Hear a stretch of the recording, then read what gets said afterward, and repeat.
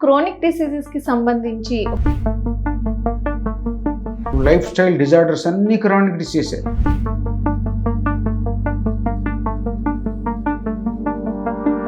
మరి chronic diseases కి ఎటువంటి మందులు ఇస్తారు సార్? మనిషి యొక్క తత్వాన్ని, ఫిజికల్ మెంటల్ లక్షణాలను బట్టి మెడిసిన్ సెలెక్ట్ చేస్తాం. నమస్తే, welcome to Telugu one health. ఈరోజు మనతో పాటు doctor MN Chari, MD homeopathy, retired professor JSPS GHMC Hyderabad from Tirumala homeopathy clinic మనతో ఉన్నారు. ఒకసారి డాక్టర్ గారితో మాట్లాడదాం. నమస్తే సార్. నమస్కారం అండి. ఎలా ఉన్నారు సార్? బాగున్నాను. క్రోనిక్ డిసీజెస్ కి సంబంధించి హోమియోపతిలో ఎటువంటి ట్రీట్మెంట్ అవైలబుల్ ఉంది? దీర్ఘ వ్యాధులు హోమియోపతి చాలా ప్రచురంలో ఉంది. యాక్సెప్టెన్స్ చాలా వచ్చింది. దీనికి ఒక ముఖ్య కారణం ఉంది. వేరే వైద్య విధానాలకు హోమియోపతికి ఒక వైవిధ్యం ఉంది. ఏంటంటే మేము ఫస్ట్ డిసీజ్ను క్లాసిఫై చేసిన తర్వాతనే మెడిసిన్ ఇస్తాం. ఎలా క్లాసిఫై చేస్తాము అంటే ఇండిస్పోజిషన్స్, డిసీజు, సర్జికల్ డిసీజ్. ఇక డిసీజులో పెద్ద లిస్ట్ ఉంటుంది. అది దాని అక్యూట్, క్రానిక్ అని.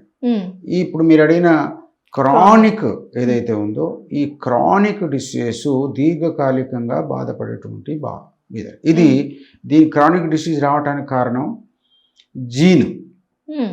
మనిషి యొక్క పరంపర, యాన్సిస్టర్స్ నుంచి ఒక జీన్ వస్తుంది. ఆ జీన్లో డిసీజ్ ఇమిడి ఉంటుంది. అది అవసరం ఉన్నప్పుడు బయటకు వస్తుంది, ఒక జీను. అది ఇప్పుడే చెప్పాను. తర్వాత environmental factors, life style disorders అన్ని క్రానిక్ డిసీజే. లైఫ్ స్టైల్ డిజార్డర్స్ ఏదైతున్నాయో అన్ని క్రానిక్ డిసీజే. తర్వాత టీబీ, ట్యూబర్క్లోసిస్ అంటామే అది, లెప్రసీ, తర్వాత సిఫిలిస్, ఇట్లాంటి గనోరియా. ఇప్పుడు ఏమైందంటే కొంత కాలక్రమేణా ఈ bacterial diseases, antibiotic 4th generation of antibiotics వచ్చింది కాబట్టి బ్యాక్టీరియల్ డిసీజ్ కాస్త తగ్గుకుంటూ వచ్చాయి. ఇప్పుడు సిఫిలిస్ చూడాలంటే, గనోరియా చూడాలంటే అంత ఈజీ కాదు. ఎప్పుడో ఒక కేసు వస్తుంది. కానీ వాటి బ్యాక్టీరియల్, యాంటీబ్యాక్టీరియల్ వేయటం వల్ల తగ్గింది, ప్రివిలెన్స్ తగ్గింది అనుకుంటున్నాం. కానీ వాటి దుష్పరిణామాలు ఎక్కువ ఉన్నాయి. మనం అనుకున్న కోవిడ్లో వ్యాక్సిన్ వచ్చింది, మనం కార్టిజోన్స్ ఇస్తున్నాం, బ్రహ్మాండంగా కంట్రోల్ చేసాం, ప్రపంచం లోపల తొందరగా ఇదైపోయింది, ఇప్పుడు ఆ కోవిడ్ నామరూపాలు లేకుండా పోయింది అంటున్నాం. కానీ ఇవాళ జరిగినటువంటి ఇప్పుడున్న స్టాటిస్టిక్స్ కనుక మనం తీసినట్లయితే, ఇప్పుడున్న ఏ నెక్రోసిస్ అని ఒక డిసీజ్ వచ్చింది హిప్ జాయింట్లో, ఏ నెక్రోసిస్ వాస్కులర్ డిసీజ్ అని ఒకటి వచ్చింది. అది very much prevalent after covid treatment. తర్వాత heart blocks very much prevalent after covid vaccine and treatment. ఇలా చాలా మెడిసిన్స్, చాలా డిసీజ్ ఆఫ్టర్ ఎఫెక్ట్స్ వస్తున్నాయి. మరి ఇవన్నీ దేనివల్ల వస్తున్నాయి? ఈ మెడిసిన్ యొక్క దుష్ప్రభావాలు. ఎందుకంటే మ్యాసివ్ డోసులు ఎక్కువ మోతాదులో వేయటం వల్ల అదే డైనమిక్ పవరు, డైనమైజ్డ్ హోమియోపతి మెడిసిన్ ఇచ్చినటువంటి ఇటువంటి వ్యవస్థ వచ్చేది కాదు. ఇలాంటి వ్యవస్థ వచ్చేది కాదు. ఈ క్రానిక్ డిసీజెస్ ఏదైతే దీర్ఘకాలిక వ్యాధులు ఉన్నాయో ఇంతవరకే సరిపోదు.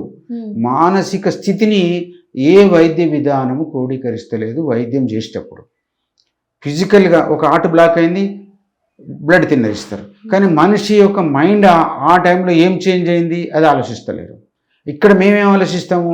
మానసిక స్థితి, తర్వాత భౌతిక స్థితి రెండు కలుపుకుంటూ ఆ మనిషికి ఉన్నటువంటి ప్రత్యేకత ఏంది అనేది నిర్ధారిస్తాం.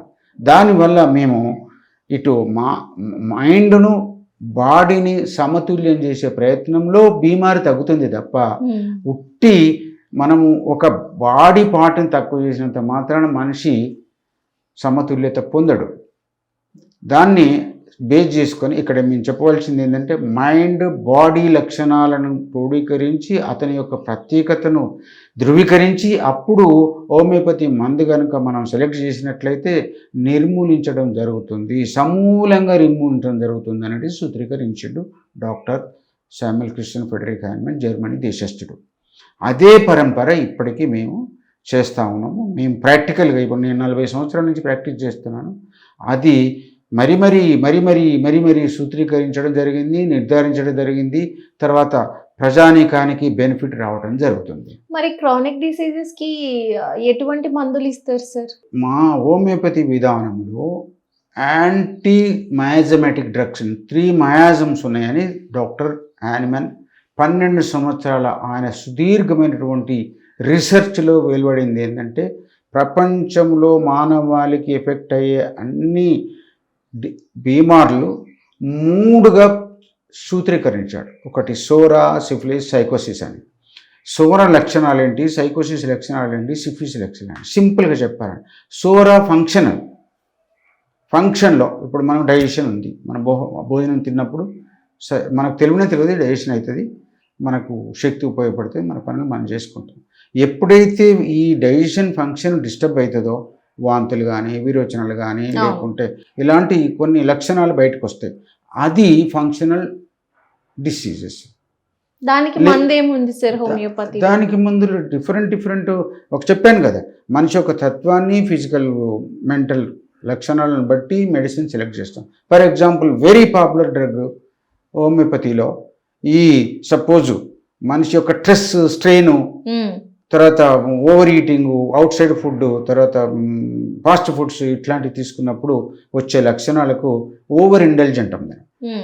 ఒకటి పల్చటిల్ అనే మందు ఉంది, ఒకటి నక్సవామిక్ అనే మందు ఉంది, ఒకటి ఆర్సనిక్ ఆల్బమ్ అనే మందు ఉంది. ఇలాంటి మందులు చాలా ఉన్నాయి. ఒక్కొక్క మనిషి లక్షణం మారుతూ ఉంటుంది. డిసీజ్ అయినప్పుడు ఆయన మైండ్ మారుతూ ఉంటుంది, బాడీ మారుతుంది, మైండ్ మారుతుంది, భౌతికంగా మారుతుంది, మానసికంగా మారుతుంది. ఈ 2 లక్షణాలు మీకు క్రోడీకరించి మందు సెలెక్ట్ చేయాల్సి వస్తుంది. కానీ అంత మాత్రాన 140 కోట్ల జనాభా భారతీయులకు ఎలా ఇస్తారు సార్, మరి 5,000 మందులే ఉన్నాయి కదా అని క్వశ్చన్ వస్తుంది. కానీ వాటికి మేమేం చేసినామంటే మనుషులను కూడా క్లాసిఫై చేసినాం, మెడిసిన్స్ కూడా క్లాసిఫై. ఇదంతా ఈ లక్షణాలు ఉంటే సోరిక్ మనుషులు, ఈ లక్షణాలు ఉంటే సిఫిలిటిక్ మనుషులు, ఈ లక్షణాలు ఉంటే సైకోటిక్ మనుషులు అని నిర్ధారించాం. ఆ గ్రూప్లోకి వెళ్ళి తీస్తాం, ఆ గ్రూప్లోకి వెళ్ళి సెలెక్ట్ చేస్తాం. అది ఎట్లా హోమియోపతి ఎట్లా చేస్తామంటే ఇది ఒక క్లాసిఫికేషన్ ఉంది. Psoric disease, syphilitic disease, psychotic disease, psoric medicine, psychotic medicine, syphilitic medicines. వీటి లక్షణాలను బట్టి మేము వాటిని నిర్ధారిస్తాం, అలా సెలెక్ట్ చేస్తాం. కానీ ఇక్కడ ముఖ్యమైన గమనించవలసిన విషయం ఏంటంటే ఉట్టి శరీరాన్ని బాగు చేస్తే కాదు, ఉట్టి మానసికంగా బాగు చేస్తే కాదు, రెండింటిని బాగు చేసినప్పుడే సమతుల్యత వస్తుంది. అప్పుడే సమూలంగా నిర్మూలించడం జరుగుతుంది. నిజంగా సార్ చాలా చక్కగా వివరించారంటే ఇంత హిస్టరీ ఉంది అసలు చూసుకుంటే కనుక. సో అందుకే ఈ మధ్య కాలంలో ప్రతి ఒక్కరు కూడా మళ్ళీ ఈ హోమియోపతి ట్రీట్మెంట్స్కి రావడము, ఆ ట్రీట్మెంట్స్లో పర్మనెంట్ క్యూర్ ఉంటుంది అని తెలుసుకోవడం, ఇవన్నీ కూడా అందుకే జరుగుతున్నాయి. నిజంగా ఇన్ని సెంచురీస్ నుంచి ఇంత హిస్టరీ ఉన్న ట్రీట్మెంట్ కాబట్టే అది మళ్ళీ వెలుగులోకి వస్తుంది. మీలాంటి అనుభవజ్ఞులు దాన్ని ప్రాచుర్యం చేస్తున్నారు కాబట్టి నిజంగా ధన్యవాదాలు sir. Thank you. Thank you అండి. తెలుగు వన్